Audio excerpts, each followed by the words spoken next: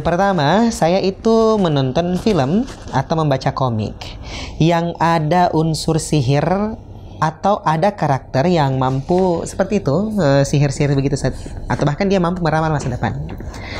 Yang kedua, saya menonton acara seperti sulap ataupun hipnotis dan tidak sengaja terlihat di acara lain tentang sulap dan hipnotis seperti menjadi dukun atau ramalan bintang dan seterusnya.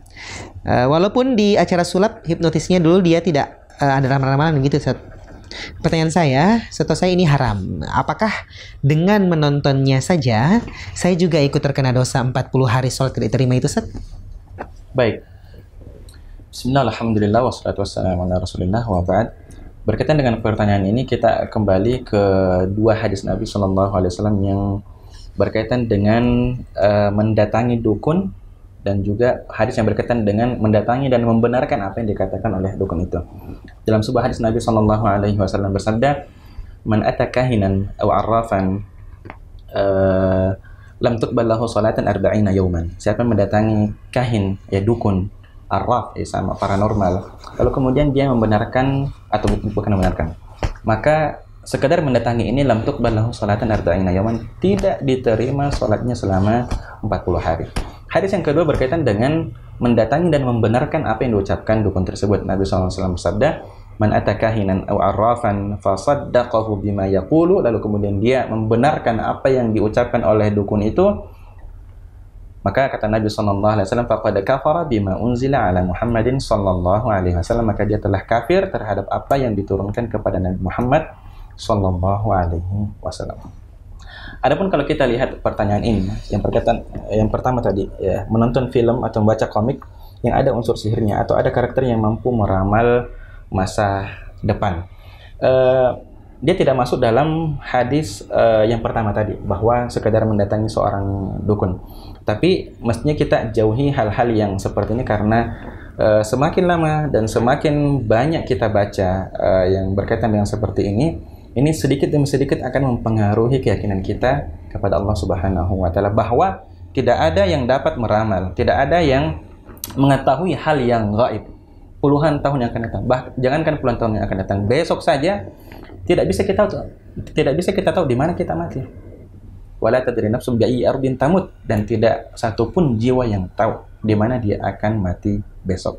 Makanya setiap kita akan melakukan sesuatu yang belum pasti akan terjadi, kita mengucapkan insya Allah jika Allah menghendakinya. Kalau Allah tidak menghendakinya, tidak akan terjadi.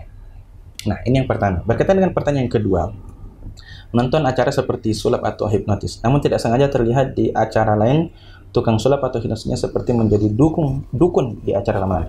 Nah, jika pertama belum tahu bahwa pesulap ini ternyata seorang dukun, maka dia tidak masuk dalam hadis Nabi Sallallahu Alaihi Wasallam. Tapi kemudian kalau sudah tahu bahwa pesulap ini seorang dukun, ternyata dia meramal dan lain sebagainya, maka tidak boleh lagi dinonton, tidak boleh lagi dibaca hal-hal yang berkaitan dengan pesulap itu, karena bisa jadi kita secara tidak sengaja membenarkan apa yang diucapkan oleh orang tersebut. Maka bukan saja tidak diterima sholatnya 40 hari, kalau kita membenarkan secara penuh apa yang dikatakan, ramalan yang dikatakan oleh pesulap ini atau dukun ini, bisa saja kita telah kufur secara tidak sadar terhadap apa yang diturunkan kepada Nabi Muhammad SAW, yaitu Al-Quran. Karena Al-Quran jelas berisi menjelaskan bahwa tidak ada yang mengetahui yang gaib kecuali Allah Subhanahu wa Ta'ala.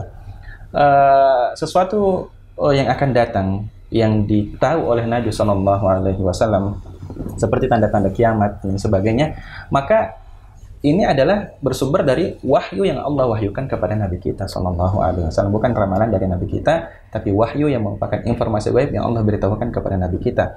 Dan itu terbatas pada apa yang diwahyukan Allah kepada Nabi kita saja. Ya, tidak semuanya Nabi kita SAW mengetahuinya. Nabi SAW hanya tahu apa yang Allah wahyukan kepadanya. Wallahu a'lam bishawab.